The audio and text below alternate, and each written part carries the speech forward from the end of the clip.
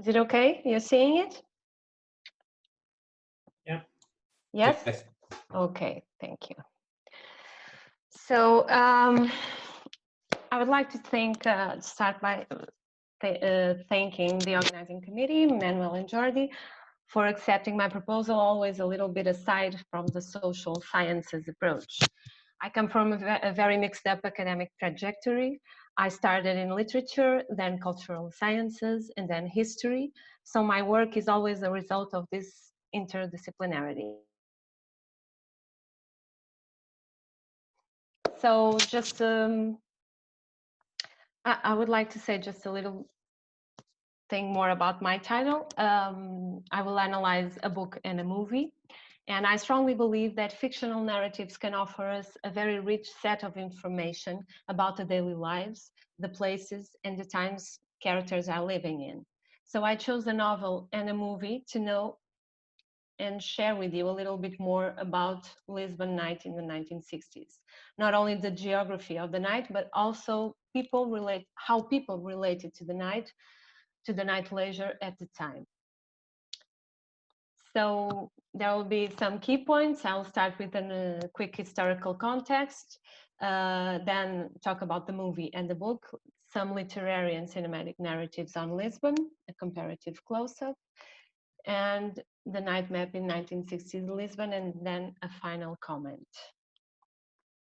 So let's start with the historical context. Portugal was living in a right-wing dictatorship, Estado Novo, 1933 to 1974.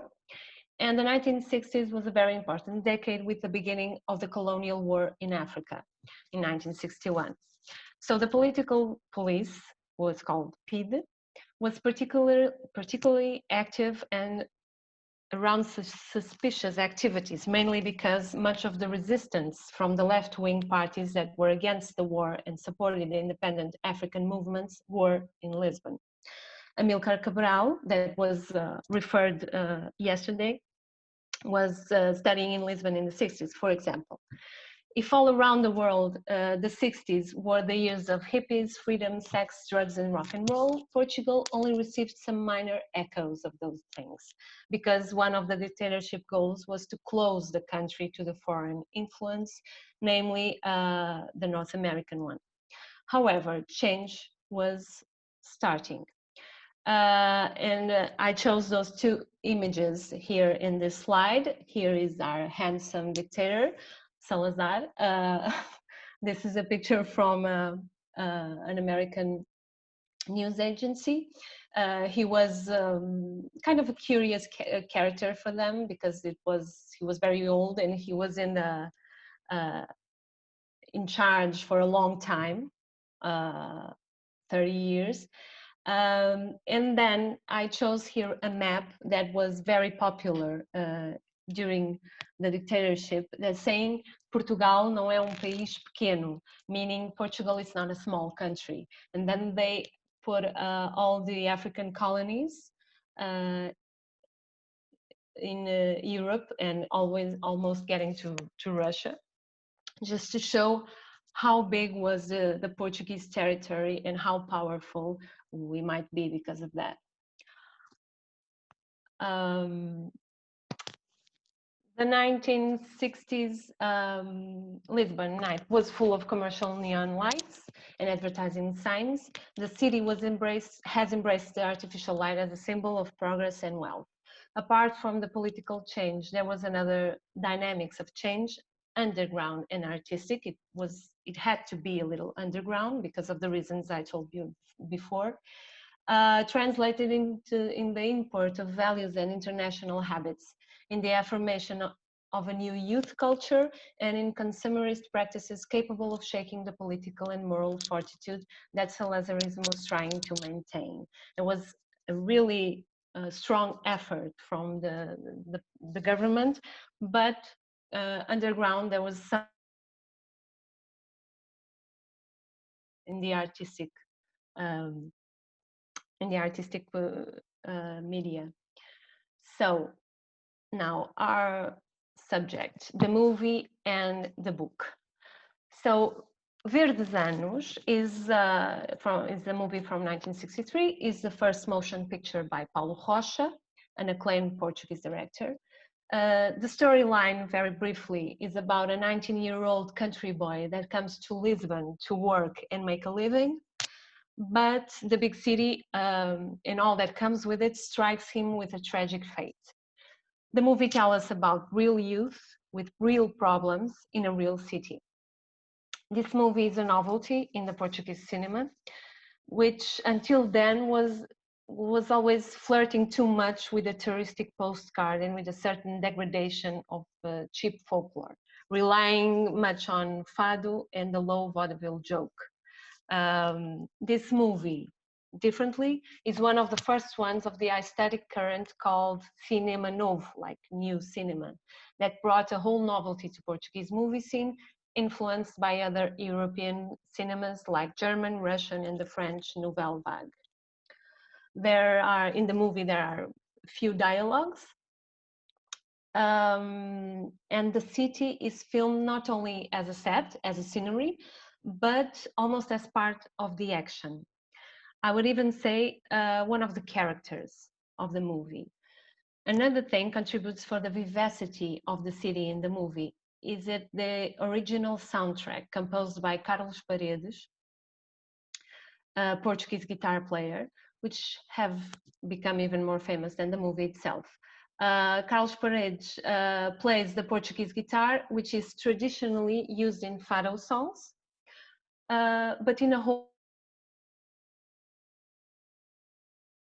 here in this original soundtrack. It's kind of saying that this is still Portuguese cinema, this is still Portuguese music and Portuguese people, but we can feel that the times are changing, like Bob Dylan would say. So the book, Nuno Bragança's novel, I translated to The Night and the Laughter. It's a book from 1969. It's a narrative that could easily be categorized as autofiction, as most of Bragança's works. Much of the action takes place at night in the city of Lisbon in the 1960s, mainly in the bas-fond of Cais do Sodré, Príncipe Real, and Bairro Alto. In the author's own words, his writings about the night are an attempt to see the ones that are excluded from the strict daily routines and find only in the nighttime the space to live that detachment or exclusion. The Night and the Laughter begins to be a dive into the depths of the city, then to be an encounter with his own body, and a thing of is that he's subjected to the bohemian violence of the city, of alcohol, only to reach his inner self. So the reasons I chose these two documents are, the first one, obviously, the fact that both of them were created in the 1960s, and secondly, Nuno Bragança, the author of the novel, is also a co-writer of the screenplay of the movie. Both of them are very clearly considered, even today, as pioneers, both in cinema and literature, creating extremely original pieces that couldn't be compared with anything else at the time. Now, although in the 60s, the Portuguese state police was quite vigilant to all the suspicious activities, and the night, as we know, is historically and socially the place for conspiration and plot. The truth is that, like in the book, white heterosexual working men drinking and searching for fun and prostitutes did not represent a danger in any how. Just a typical and somewhat advised male behavior at the time. Both protagonists of the movie and the novel are male, both representative of their own social status. In the novel, the protagonist is the rich family heir, which rebels from his strict and traditional family to adventure in a bohemian Lisbon night.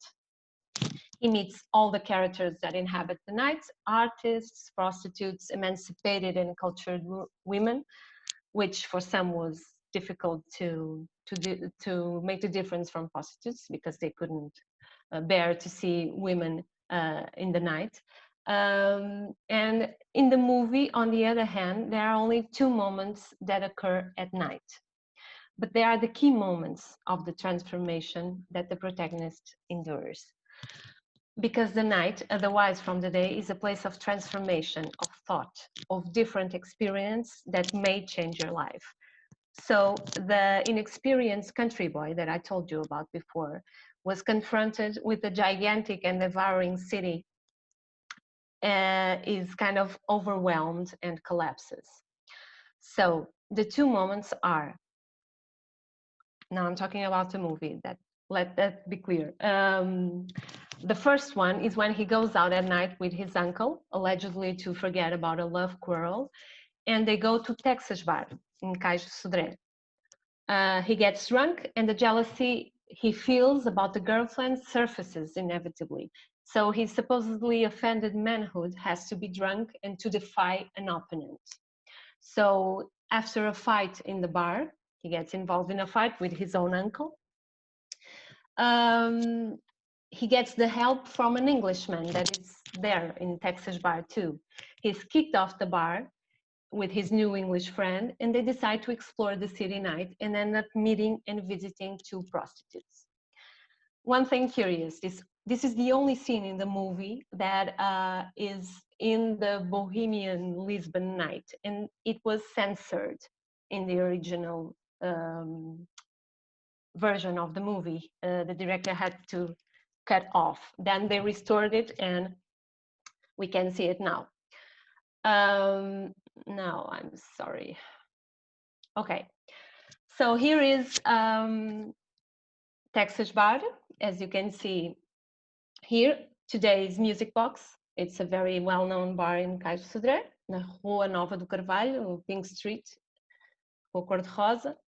And here it's the protagonist of the movie and the English friend he met inside, and they are both kicked off from the bar.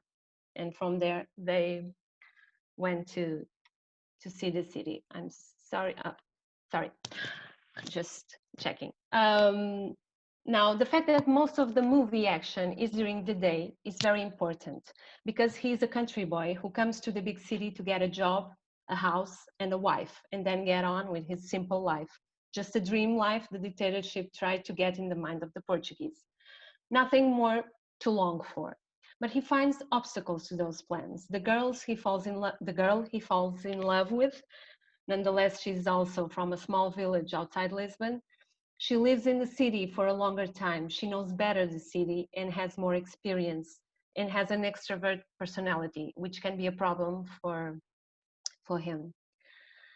The second night moment of the movie is the final sequence. After spending the day with her, after asking her to marry him, and she declines, because she's arguing they are both too young and she would like to keep her freedom a little bit more. And this is the second fatal blow on his manly pride.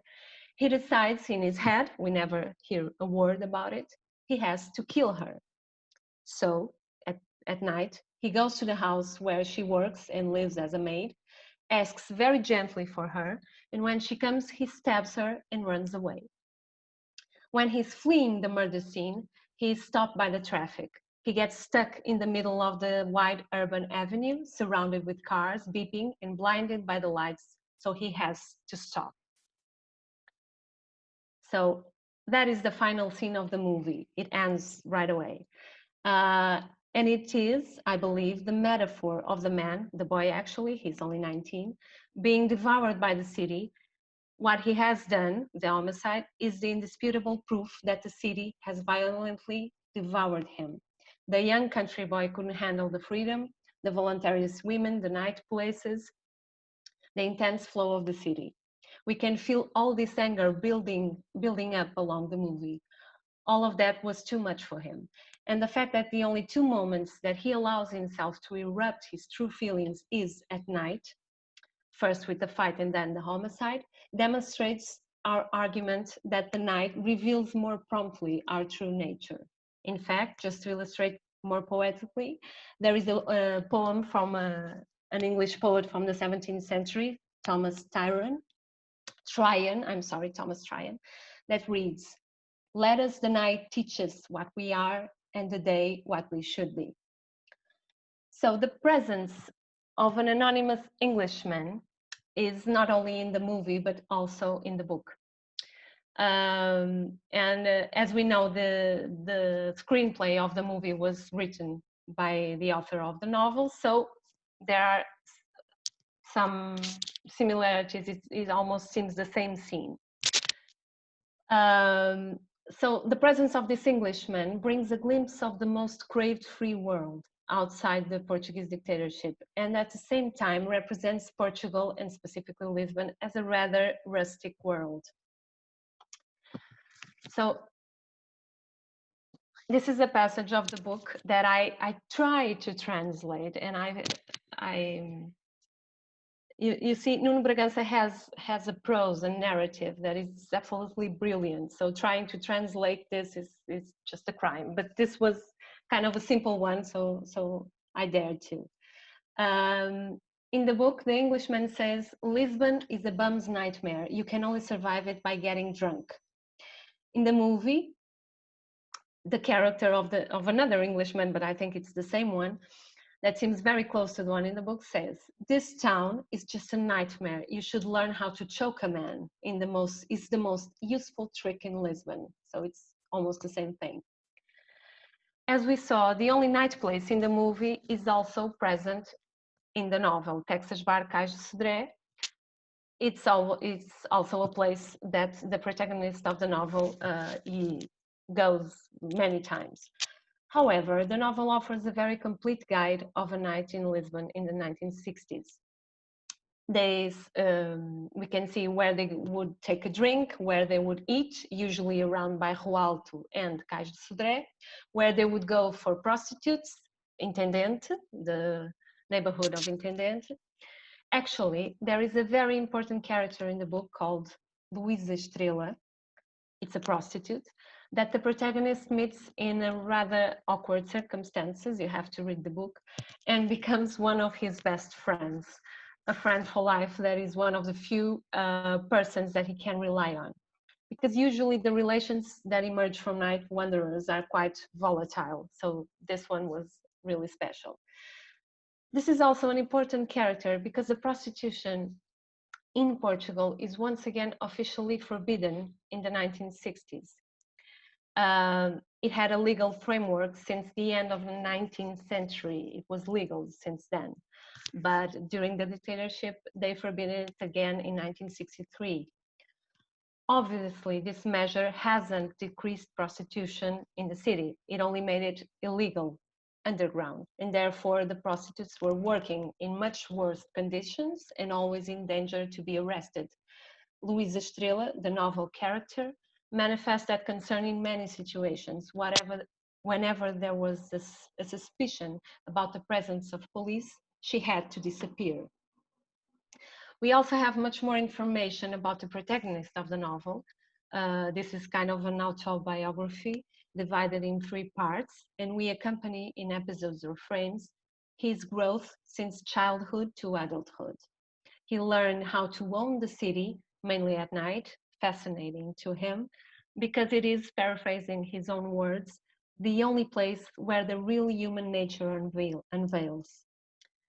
And now it's a quote from the book. "When I was 12 or 13, they throw me down from Lapa to Madragoa. The authentic Lisbon has struck me in a breakthrough." So I'm just concluding, Daniel. This is a map of Lisbon, and I love to look at Lisbon from this perspective because we can clearly see different eras in the city. So you can see here the part that was reconstructed after the earthquake in the 18th century. Here is Bairro Alto and Cais de Sodré. This is basically from the 16th century, but it has a lot of rebuilt work, but the structure is the same. And then you have here Alfama, Graça, Moraria. It's this chaos of houses, and so it's a very beautiful perspective. I'm sorry. Now if you have been in Lisbon, you know that this part of Bairro Alto here, it's a hill, right? Lisbon is the city of the 7 hills, so here it's high ground, and Cais de Sodré, it's the lower ground. So it's kind of a gravity thing that people go from Bairro Alto to Cais de Sodré. You have to go near the river at the end of the night. And when that passage that I read of Nuno Bragança's novel, when he says that he was thrown down from Lapa to Madragoa, it's almost the same thing. He is from a rich family who lived in Lapa neighborhood, is one of the richest in Lisbon, and he was thrown down to Madragoa, that is a fisherman neighborhood, most close to the river, and with more poor people, and where he met the real life of Lisbon, and it was there that the real life struck him with intensity. So, in conclusion, these two almost opposite protagonists give us two complete different experiences of the night. In the movie, the working young man with a conservative mind, perfectly suited to the dictatorship rules and duties, comes to the city, and the very contact he has with the night is enough for him to break and fall into tragedy. The protagonist of the novel, on the contrary, is a bohemian without any known work. He doesn't need one, he's just a writer, and he has a lot of money, and dives into the night to discover himself and the human nature. And there he meets the worst and the best of it. Thank you. Thank you, Rosa. We will discuss later all these questions about the past of Lisbon night, which is very interesting. So now I'm calling Allison Peacock. It's here. It's a co-host. So, okay. With Night Moves, considering mundane depictions of the urban night. Please, if you can start. So I'm just going to share my screen.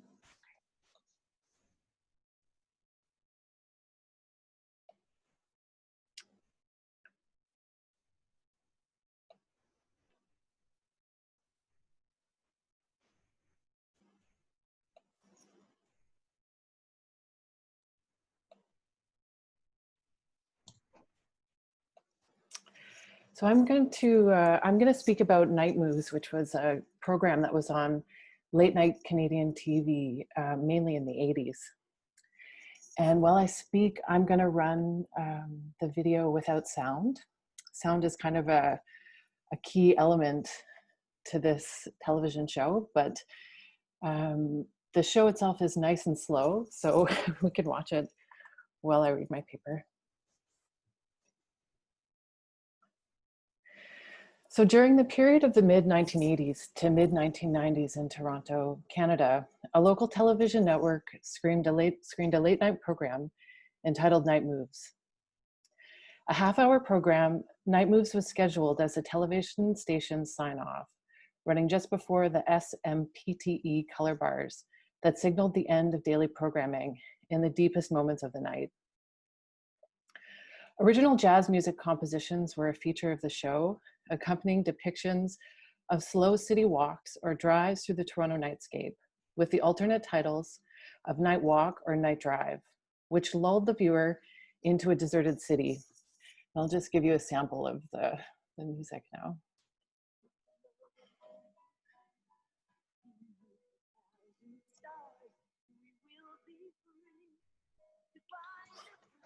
I'll go back to that.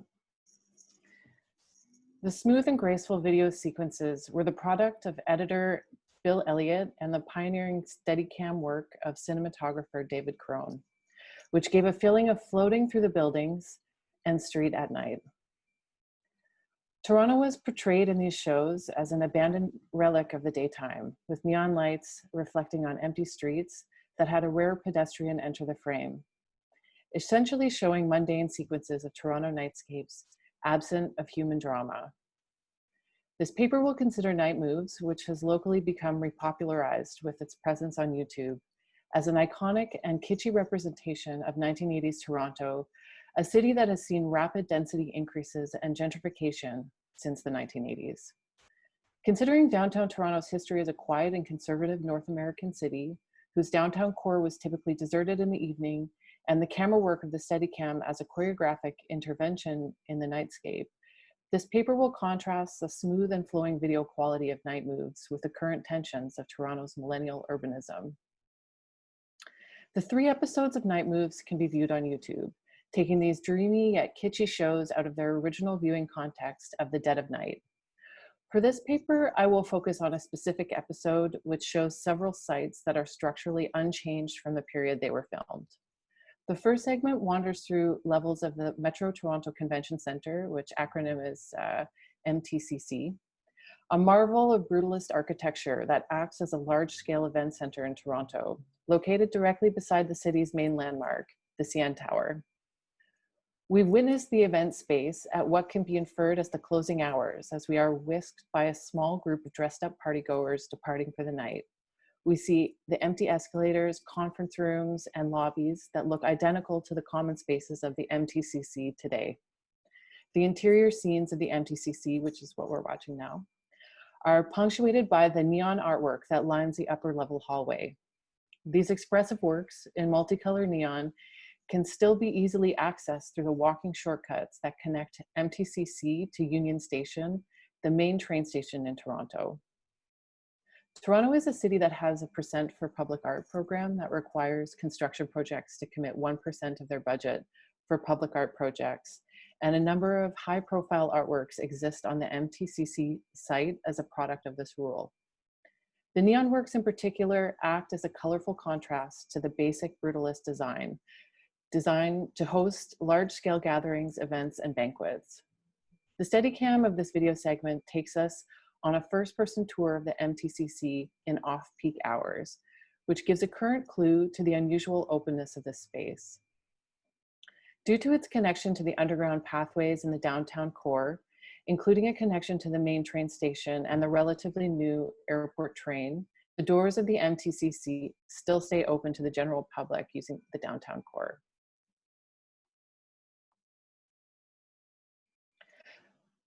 The second segment, which we'll get to later, the second segment takes a viewer on a walk through Dundas West Chinatown. Toronto has 3 Chinatowns: Dundas West, close to the downtown core, Dundas East on the eastern side of the Don Valley, and the sprawling suburban Chinatown of Agincourt. In this sequence, we encounter empty streets, long gazes at closed shop windows, and some timid looks into popular restaurants full of customers. The view of the television show offers a first-person perspective. The camera's gaze steadied to slow the overnight of the night's details. Flickering lights, shadowy pedestrians, neon car lights, a city that appears to have emptied out at night. The spaces and streets that are emptied out contrast the current marketing and public perception of Toronto, a cosmopolitan city that repopulated its downtown core through the expansion of condominium properties in the center of the city. A walk through the Dundas West Chinatown before the lockdown measures of coronavirus would find the streets full, shops open in the evening, and a plethora of restaurants open and packed with customers. The camera work of Night Moves is one of its unique characteristics. The floating quality of its Steadicam work gives a first-person walk through Toronto in the 1980s that's slow and lackadaisical, distinct from typical depictions of urban scenes as rapidly moving places packed with people. This floating perspective of the streets and interior spaces remains an unusual vantage point, without a hurried gesture or a fast corner, producing a certain quality of space. Henri Lefebvre, in The Production of Space, writes, "Can the body with its capacity for action and its various energies be said to create space? Assuredly, but not in the sense that the occupation might be said to manufacture spatiality. Rather, there is an immediate relationship between the body and its space, between the body's deployment in space and its occupation of space. Before producing effects in the material realm, tools and objects, before producing itself by drawing nourishment from that realm, and before reproducing itself by generating other bodies, each living space is space and has its space. It produces itself in space, and it also produces that space." The Steadicam operator of Night Moves produces space, going to elaborate lengths to navigate buildings and city streets, illustrating a specific movement quality that slowly takes in the surroundings. The viewer takes the place of the cameraman's body, drifting through the space between the invisible body entangled with the camera and the local architecture. Lefebvre's text points to the social factors that are part of the production of space, and Night Moves offers a space that embraces the quiet of the urban night. However, a nighttime stroll in 2020, either through the MTCC or Chinatown, will reveal a different city, one whose density has changed, visible through the volume of people on the street and the traffic volume, the material realities that show rapid urban densification. Toronto has led the trend in Canadian cities to increase condominium units in the downtown core, offering an intensification of living, working, and leisure conditions that find the city streets packed in the night. The production of space that exists through the eyes of the cameraman in 1980s Toronto is one that exists as nostalgia for the current inhabitant of Toronto, this former vision of a city that serves the suburban lifestyle surrounding the downtown core. In 2020, a skeleton of Toronto's downtown core is mapped out in Night Moves, the structure and artworks of the MTCC, but these buildings offer a touchstone for the transformational social scenarios currently happening in the city. Considering Night Moves as a work beyond cinematography, moving into choreography requires an understanding of theories of choreography that see it as a separate act from dance.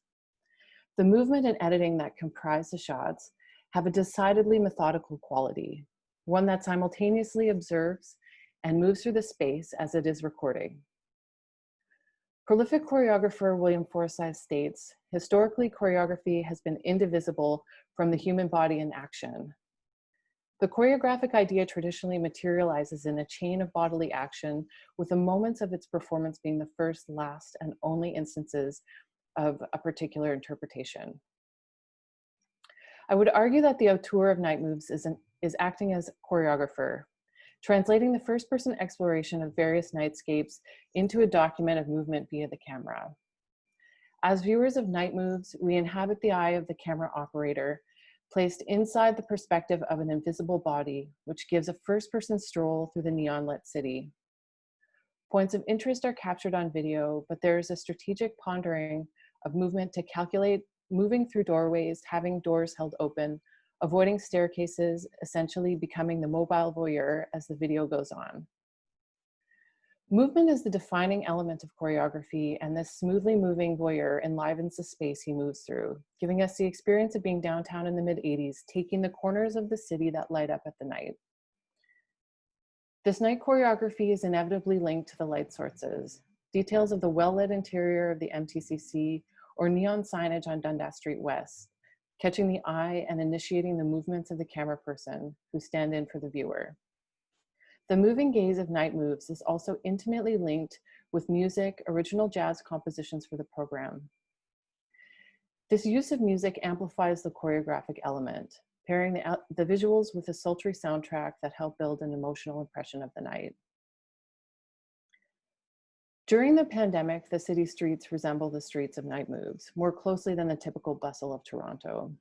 We are now in a shifting reality in regards to how public urban space is used, but immediately before the period of COVID regulations, the city center of Toronto had become a well-populated destination for people that live in other areas of the city and Ontario.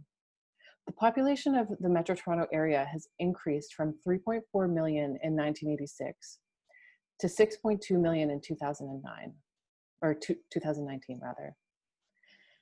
Night Move shows a relatively friendly space for the Steadicam rig that was used, but now the population has changed due largely to the population density of local condominium developments. Toronto's downtown views have expanded from a Steadicam flaneur to the surveillance mandate of the local police force, stationing cameras at downtown intersections prone to incidences of violence and debauchery of partygoers in the area immediately between MTCC and Dundas Street West. The night in post-condominium Toronto bears many unique qualities and inequalities.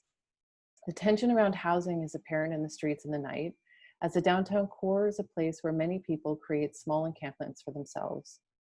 The night is also populated by hundreds of residents who live in the towers packed together in city blocks. There has been an expansion of leisure, shopping, entertainment, and restaurants to accommodate the changing city. Although the MTCC and Chinatown are recognizable locations, The short walk between the two yields a different cityscape, one that panders to the millennial downtown worker. We experience a turning of the surveillance from the Steadicam operator to the smartphone users on the city streets, a kind of self-surveillance. What's absent is the aimless discovery that Night Moves asserts, a wander and exploration into the night as a calming place emptied out of the daytime aspirations, a compilation of spaces without any climax in action.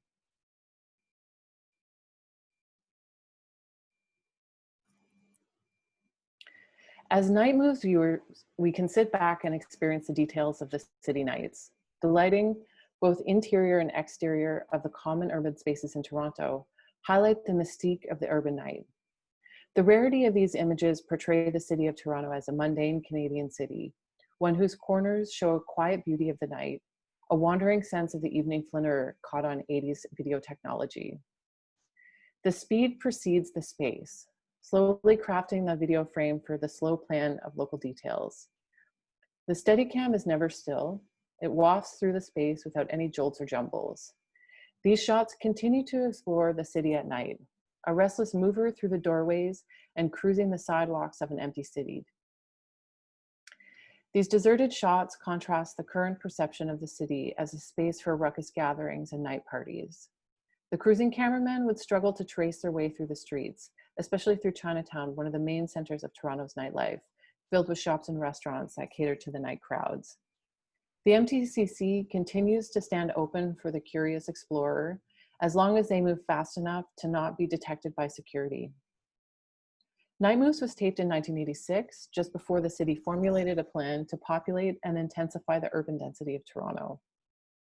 The sleepy downtown core that we experience as viewers is in fact a distant past of a city that has expanded its reach as a capitalist hub, whose nights are packed with the leisure, labor, and a variety of generic cosmopolitan city centers.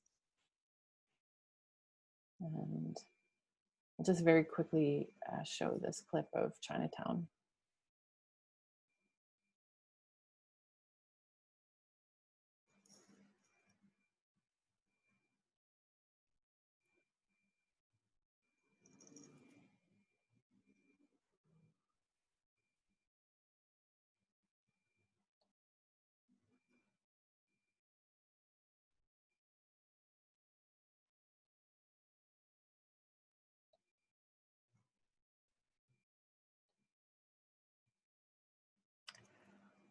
Okay, so thanks a lot. This is my paper, and thanks a lot to the organizers for this, this conference.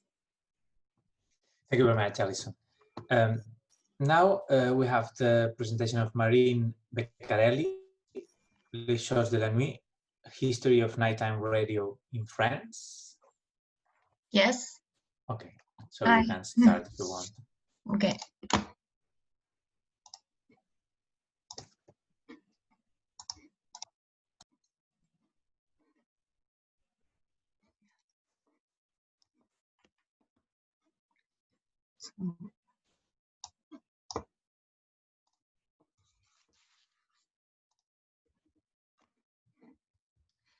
Hi everyone. I'm very happy to take part to this conference. Thanks a lot to the organizers to have maintained it through Zoom. I am a doctor in media history and I defended a PhD about the history of French nighttime radio broadcast from 1945 until 2012. With this thesis, I contributed both to media studies and night studies, and I will present here some results of my research. As you know, the night constitutes an alternate space-time located outside the majority social time in a cross-border moment, suspended between yesterday and today, between today and tomorrow. The night is also a moment where a kind of truth sometimes revealed, where social masks and barriers eventually fall down. Radio is primarily a media of live broadcast, which is flexible and accessible. It is the medium of intimacy and imagination because traditionally there is no image attached to radio broadcasts. The radio and the night fit well together because both of them are objects linked to intimacy and imagination, and also because in the darkness of the night, the sounds tends to be more important than the other senses, because we see not as well as during the day. I will quote here the French philosopher Michael Fossel, who wrote, "Dans le noir, c'est à l'ouïe que l'on se fie de préférence. In the dark, we'd rather rely on hearing." And also the anthropologist Véronique Naumgrappe, "La nuit, l'oreille est comme un œil. At night, the ear is like an eye." In fact, radio and night work well together. Nighttime radio constituted a space for experimentations and dreams, for meetings and dialogues, offering a support to nighttime listeners, a window open to the others and to the intimacy, and also to the rest of the world, because during nighttime, due to physical phenomenon of the darkness, radio waves go further and cross even more likely national borders than during the day. The French writer and artist Jean Cocteau was used to listen to all-night radio in the 1950s and wrote in his diary, "Écouter la radio toute une nuit renseigne sur l'époque," which means listening to all-night radio gives information about the time we live in. So nocturnal radio can be a precious source for historians willing to study the evolution of societies and mentalities. In this presentation, I will briefly present the evolution of nighttime broadcast in France, which is correlated to the evolution of the nocturnal radio situation in a lot of countries. Before starting with the chronology of French nighttime radio, I will present some of the main issues of my PhD research. By working on nighttime radio, I studied the evolution of the consideration for nocturnal time in the society in general, as well as the representations and uses of this free time and private sphere. I wondered who were the people talking in radio at night and those who listened to them. I focused on night workers and other listeners, insomniacs, artists, nightbirds, prisoners, ill and old people. I studied the impact of the nocturnal frame on the broadcast, and I noticed that night radio shows inform us about the night world, its representations and perceptions from one side of the radio set and the other. Let's start now with a quick overview on French nighttime radio history.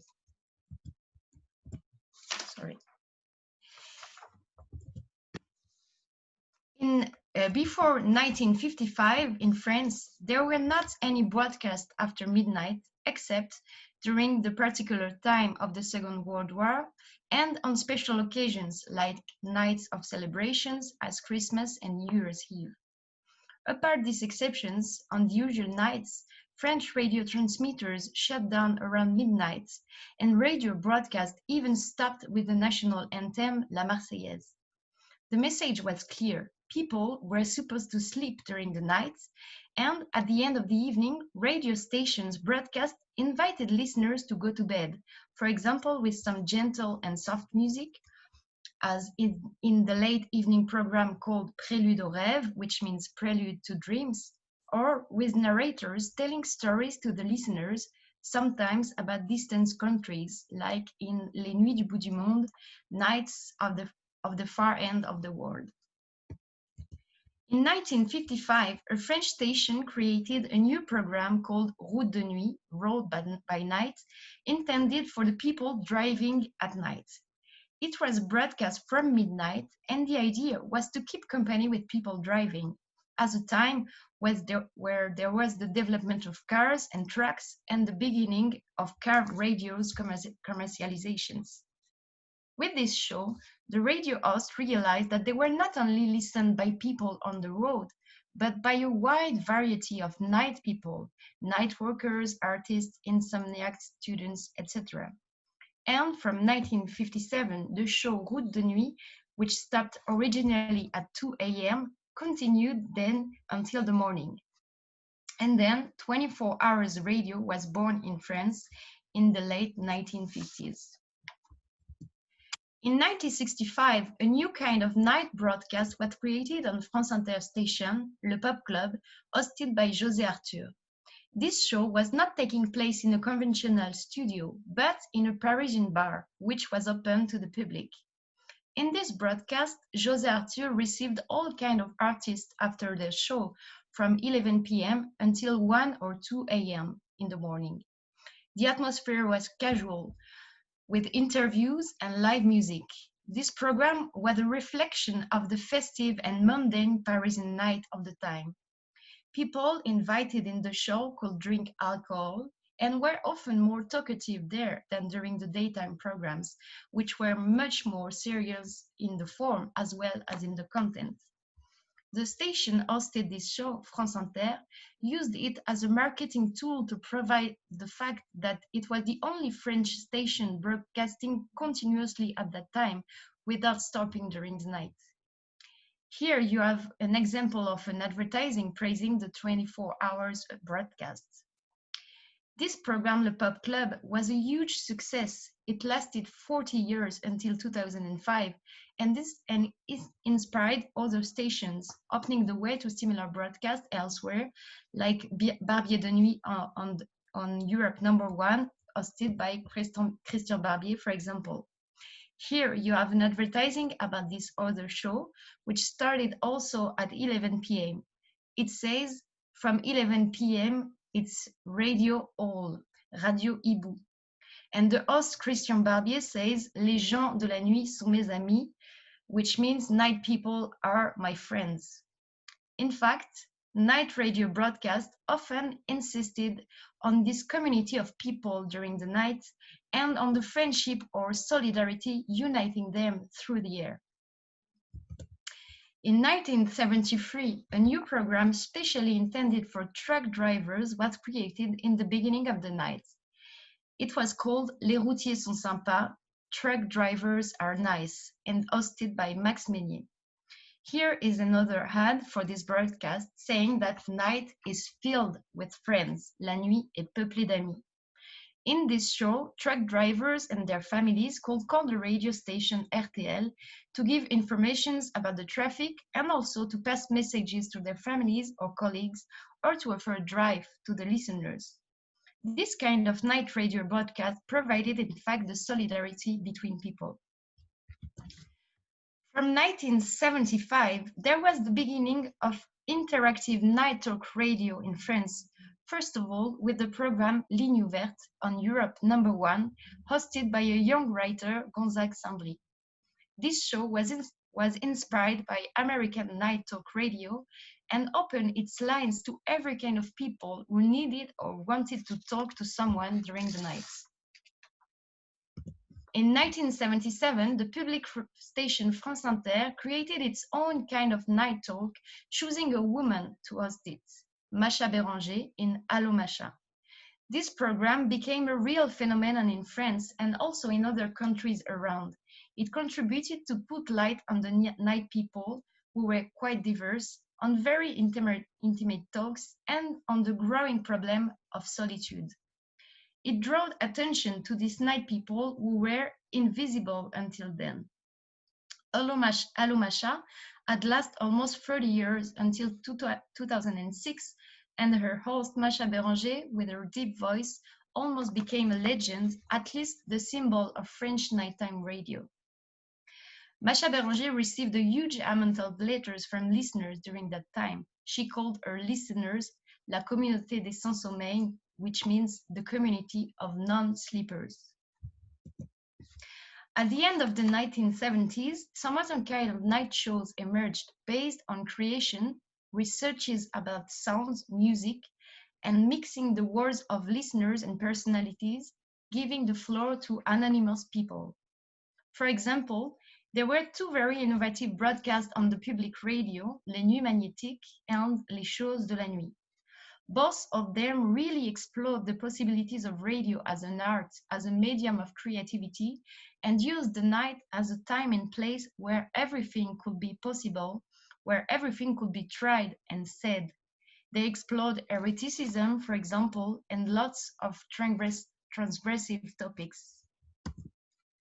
In this moment where radio was moving and changing, some illegal radio stations emerged in France in the last 1970s, created by young and innovative people.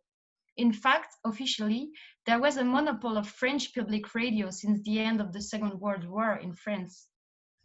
This pirate station usually broadcasted during nighttime because it was easier for them to hide from the authority during that time of the day. These pirates used the night as a wide ground for experimentations and freedom in the form and in the content of their broadcasts. Finally, in 1981, these free radios were legalized, and the creativity and freedom of speech they used, especially during the night, spread on the other and traditional stations. During the 1980s, there has been what we can call a golden age of nighttime radio in France, with an ebullition of creativity and talk on every subject, every style of music. But then the arrival of advertising of the new private station kind of killed this new breath of creativity progressively. From the 1990s, we assisted to a progressive disappearance of live shows during the night, and instead there had been a setting up of rebroadcast of programs of the day before, for example, or streaming of automatic music. In 2012, the French public station France Inter put an end to its live night programs, which was a symbolic date because this station had always been the most active at nights. There are several reasons to explain the disappearance of specific nighttime radio. Some are technicals. First of all, the birth of 24 hours television from the end of the 1980s in France. Then the possibility of broadcasting automatically without a human presence in the radio studios. And also, of course, the development of internet and the creation of the podcasts. Since the middle of the 2000s, listeners can personalize their radio. They can listen to day programs at night and reciprocally. Listening in live is no more the only way to listen to radio. There are also economical factors, of course. The French institution which conducts radio surveys to know the number of listeners for each station doesn't publish its results concerning the period of the night between midnight and 5 a.m. Night, indeed, is not a competitive time in the radio market in France. So there's no advertising during the night in the private station. Nighttime is not considered as a profitable time. And radio directors from private and public stations save money by cutting down night broadcasts. This phenomenon existed in France as well as in most countries who shut down nightlife radio during these last 2 decades. However, some programs still remain, and nighttime radio had a big impact on the listeners and on the imagination of the collective memory. Night programs inspired a lot of creators like film directors, and I would like to end this presentation with some examples of movies taking place in a radio studio at night. For example, Play Misty for Me by and with Clint Eastwood in 1971, Fréquence Meurtre with Catherine Deneuve, Talk Radio by Oliver Stone, which came out in 1988, or the most recent French movie, Parlez-moi de vous. Thank you for your attention. Thank you, Marine. Now we are going to the last presentation today, Pénélope Patrix, with Night, Crime, and Hidden Voices in the 19th Century Fado Poetics. If you want to start. Yes, yes. Hear me? Yes. I'm trying to share my screen. Okay.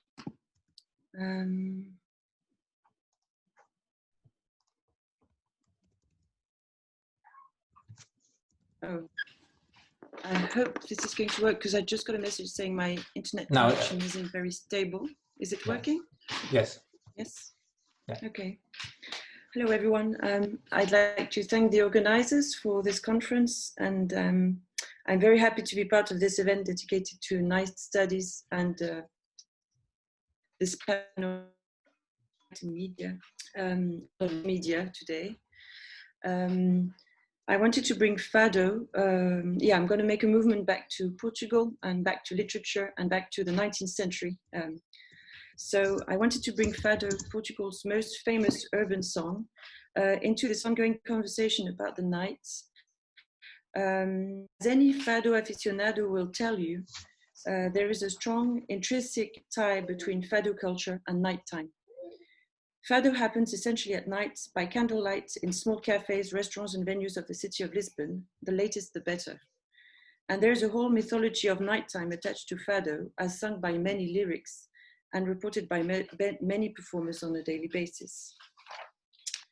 Today, I'd like to focus on 19th century fado, and more specifically, how 19th century fado practices represent with a representation of the urban night in Portuguese modern culture.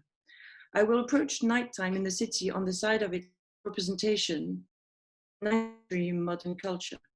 To do so, I draw on a series of archives of city life and representations of fado in 19th century Lisbon, from novels and plays to police reports, from song lyrics, songbooks and almanacs to newspaper chronicles.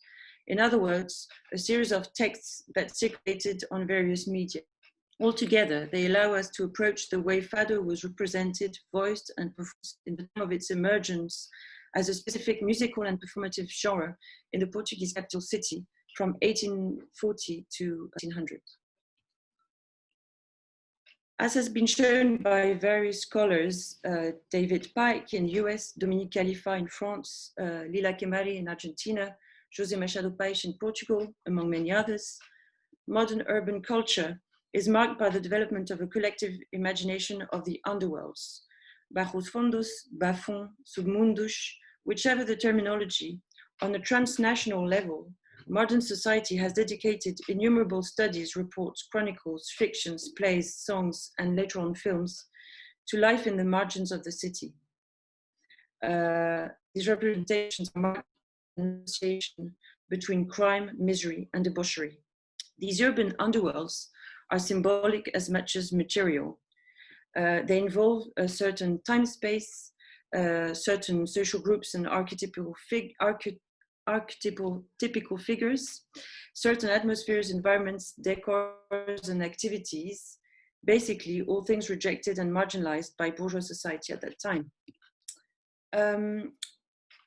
First, spaces. There are two main kinds of spaces in the underworld representations, in the literature of the underworlds. One is the undergrounds, and one is the fringes of the city, as opposed to the horizontal city and the city center. As Rosa already pointed out, in Lisbon, ironically, in the 19th century literature, the underground space is located in the old neighborhoods of Lisbon, which are uphill. So you see there, when I was saying they're as symbolic as material, I mean that the underworld of Lisbon in the 19th century collective representation are actually located in the 7 hills of the medieval, miserable, and dodgy, considered dodgy neighborhoods of the city. Alfama, Murria, Bairro Alto, Madragoa are names that are repeatedly convoked as a setting for underground dramas. Second, a decor. I'm going to pass a bit fast on these points because they're not the center of my presentations, but there's a whole decor of filth, scum, dampness, fire, fog, allegories of the labyrinth, of hell, inferno, and repeated metaphor of nightmares in these decors, in these fictions. Third point, the social groups. The 3 archetypical figures of the underworlds in modern culture are the criminal, the vagrant, and the prostitutes. In a more general inventory of the dangerous classes of the city. In Lisbon, this character is called the fadista. It's interesting because in 19th century Lisbon, Fadista refers both to the typical criminal of this underworld imagination, in the male version, a criminal, in the female version, a prostitute, but it also refers to the fado performer, singer or musician. And this ambivalence is actually representative of the way the fadista is depicted in these representations as both a criminal and a fado player. The fourth element is time, and as you all know and guess, the specific time for this underworld imagination is nighttime. Night is the quintessential time of the underworld. As David Pikes points out, the conception of the nocturnal city is correlative to the modern conquest of night by electricity, street lights, and the advent of a vibrant nightlife, with attached descriptions of, paradoxically, the lack of light, dim lights, glowing signs, and shadows, which feed the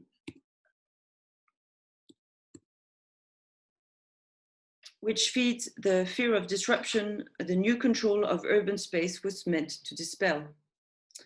According to Joachim Schlohr, in Nights in the Big City, modernity has been characterized by battle over definition and control of the urban night. Night in the city epitomizes the unfinished, domesticated, unperfect aspects of modernization and offers freedom, pleasures, and desires not permitted, or rather, I would say, criminalized by the modern world.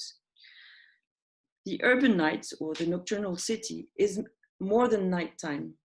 It involves a whole cosmology of the nights. Nighttime is represented in these fictions as the moment where the underworld wakes up and thrives, unfolds in esoteric cosmogony of darkness, shadows, obscurity, menace, danger, disruption, sin, death. And this is just to echo the previous session on the fear of crime and nighttime. I think in a genealogy of this fear of night, you can go back to these 19th century fictions to find this intrinsic tie between criminality and nighttime. I'm going to pass a bit on details to go straight to the main elements of my presentation. You have many examples of this, of these scenarios that happen at nighttime in Portuguese literature. One that I wanted to show you is this book, which is a long poem about the prostitutes of the underworld in Lisbon.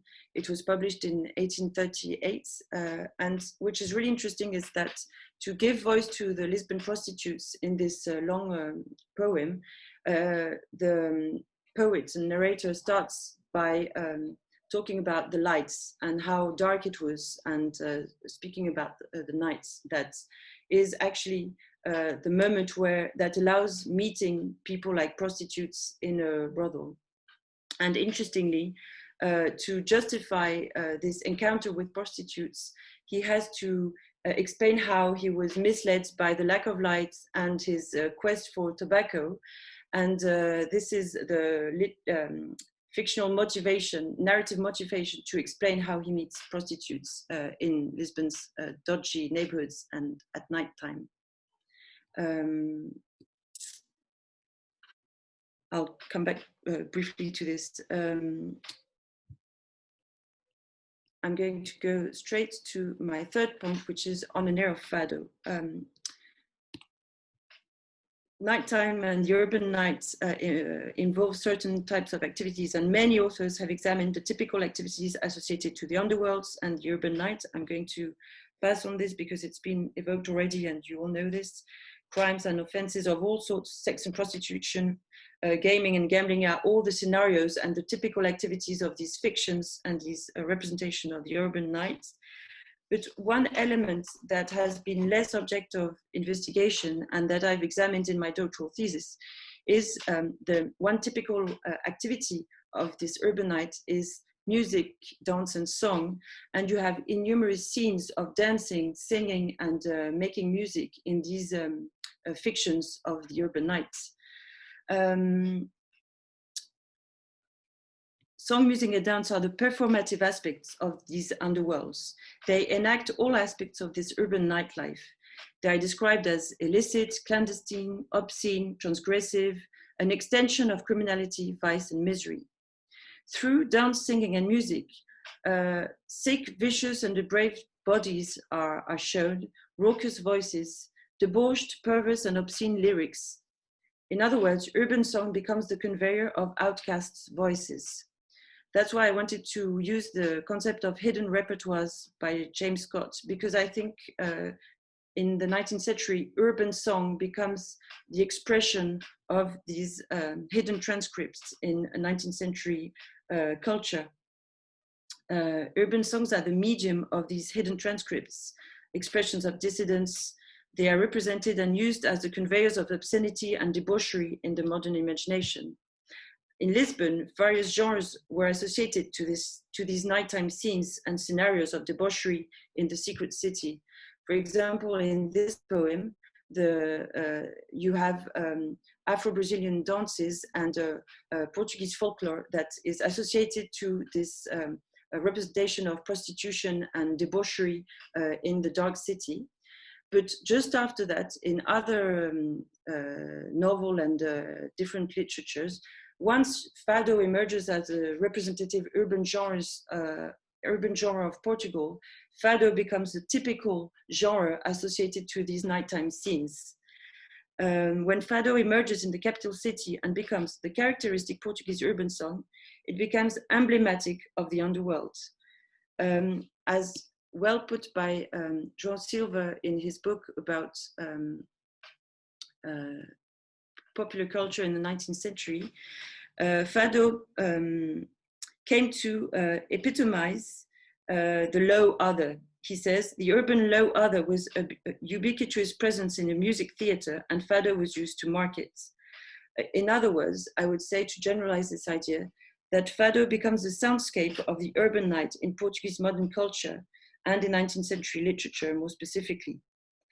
Fado performs the underworld and it embodies criminal life. And to end, I just want to give you 2 more examples. I've lost track of time, so could you just tell me how much time I've got left to finish?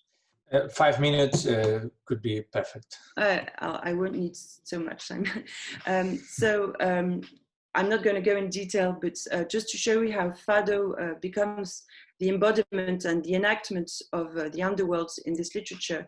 My first example is Lisboa na Rua, published in 1874, when fado is really generalized in Lisbon as the characteristic urban song.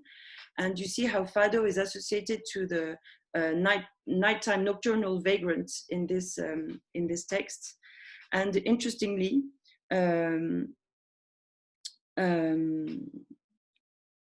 fado and the urban night are entangled in this representation, and more in detail, fado is represented as the embodiment, the materialization, or an extension, if you want, of the fadista, and the fadista as a debauched, vicious, and a depraved character.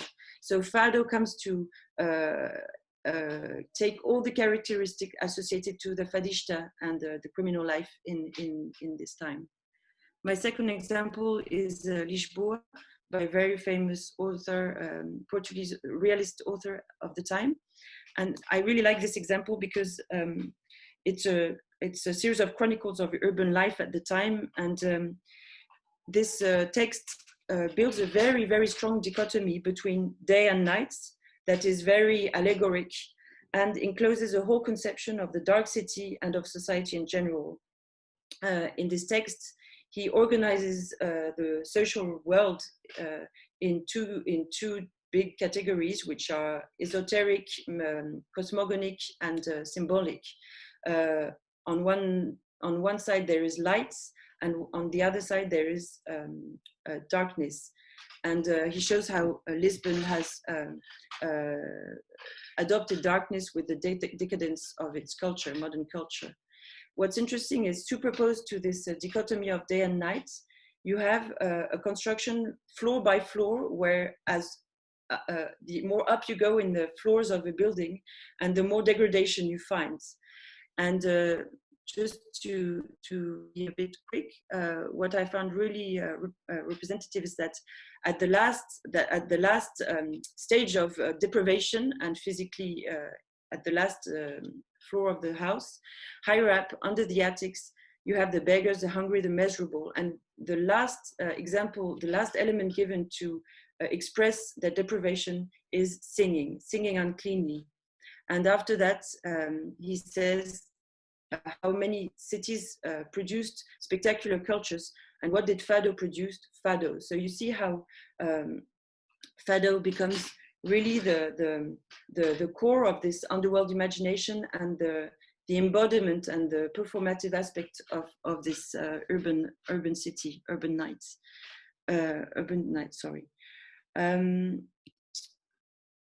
Just a few references, and a final word is that you see how fado becomes a quintessential attribute of the Lisbon urban night, a representation that became central in the contemporary heritage and in the way aficionados continue to identify with fado, but also, as many talks in this conference have shown, it continues to feed our representations of nighttime and the fear of criminality. And that's it. Thank you. Okay, thank you.